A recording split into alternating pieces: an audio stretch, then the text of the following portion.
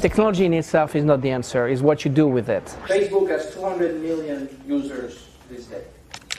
And they're very aggressively looking after businesses as a way to create connection.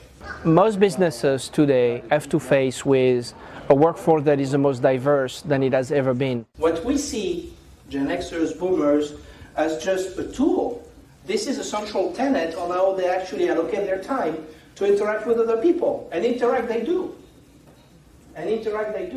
The majority of workers today are boomers, and they also tend to be overwhelming the executives, and yet Generation X, which are people in their 30s, and Generation Y are actually present as well, and they each bring their own issues to work. When you ask them, who are the person you admire the most? And the answer is almost exclusively the family, meaning the parents.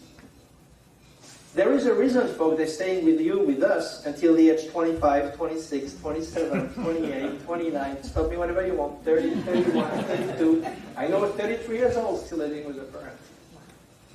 It's not just for free laundry, which is kind of nice, or free rent, or mom's good cooking, or all of that, because they actually like being with you, with us, they do. They're comfortable.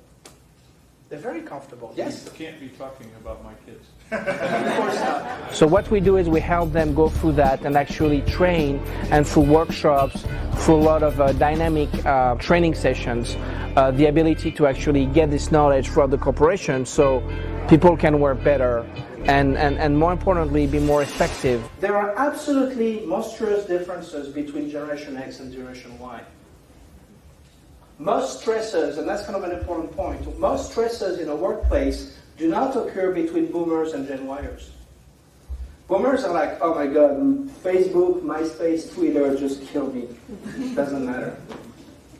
Just do whatever you want to do. Gen Xers think they understand the tool, and they do. But there's a big difference. Gen Xers are the ones that will read the blog. They'll be okay using the blog. But Gen Yers are the ones that will actually create the blogs or the tweets. They are the ones that will give their opinion whether people want to hear it or not. It's irrelevant. Opinion has to be given. Traditional way of doing business is basically being challenged today. And those tools help businesses grow faster and better. They just need to be very, very worried about the success of the day, the soup du jour. You have to really stay with tried and true techniques, and that's kind of what we help bring to the balance.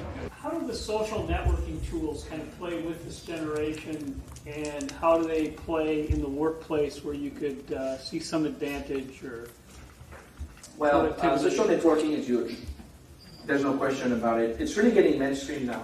In the last 9 months, more people over 30 years old have signed up with a new Facebook account. Facebook, who knew? Than people under 30 years old. So there is no question that social networking is very important. The question is, how do you leverage that for employers today? For certain companies, it's just not appropriate for them yet to be on Twitter.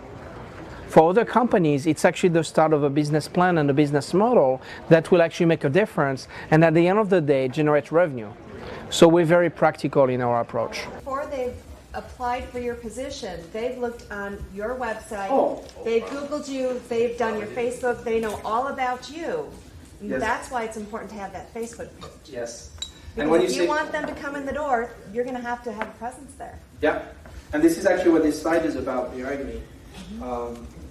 You really have to be the business. If you're hiring kids out of college, you have to understand that about half of them are not really ready and committed to your company. Good potential employees are not going to even look at your website, because what is your website today?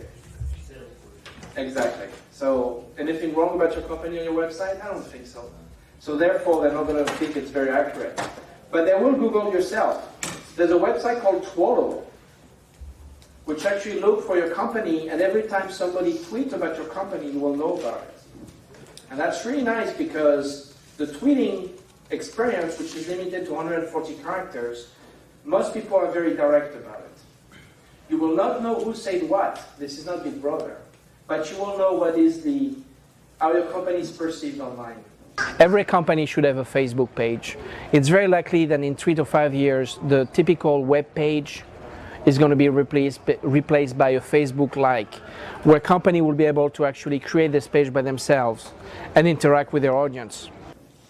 There's a website called glassdoor.com, which employees use to rate their employers. And it's important that you do that research first, so you can clean up your online act to make sure that your company is attractive to potential hiring. It's maddening when you think about it, because what you need to do before was just sending out an ad and people will respond. Well, now you have to do a bit more than that.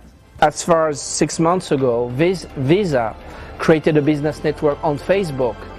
That gives you an idea that this is really a network that is gaining grounds. Not just for the novelty that has been wearing off, but as a new way for people to interact with each other. The next generation, we don't know that yet. It's not yet to be named. I'll send you, I'll tweet you what it